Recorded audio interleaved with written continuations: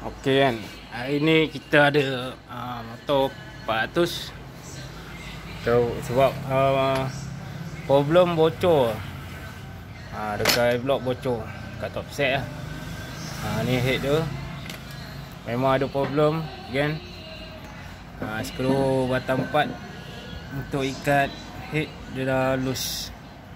Lalu kita buka balik, kita buat trip. Tengok bawah dia saya berapa ni. Orang besar kan.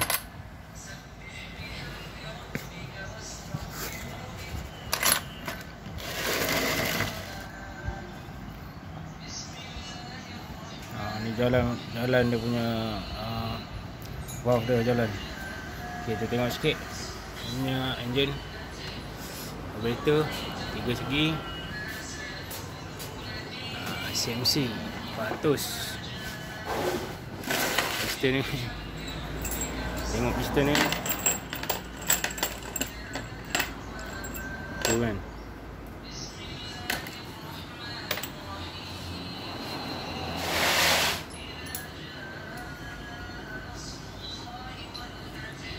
Ni nak buat balik. Dia trick head, ikat head dah loose.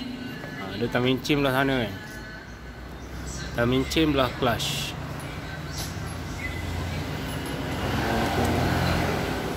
Mincim dia belah clutch. Kalau sini magnet dia. So kan, so okay. Okay, tengok yang trik tu.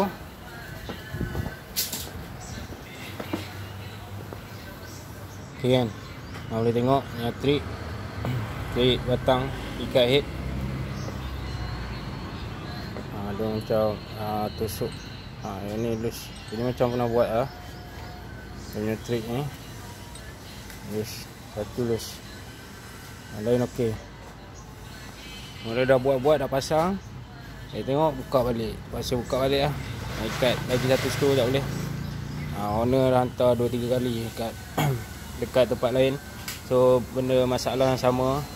Head bocor. Last sekali dah hantar sini, ni dapat detect dah. So batang 4 loose. So ni kena buat balik. Okey kan? Jangan lupa like, share, subscriber. Tengok motor sikit. Ni motor dia kan. Okey kan? Jumpa next video.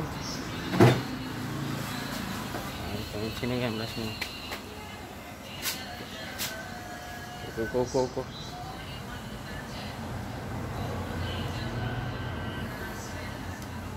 Besar kan piston ni. 85 kan. Besar bah ni. Tengok dia punya frame dia tebal kan. 85 kan. 85 mm. Okey kan?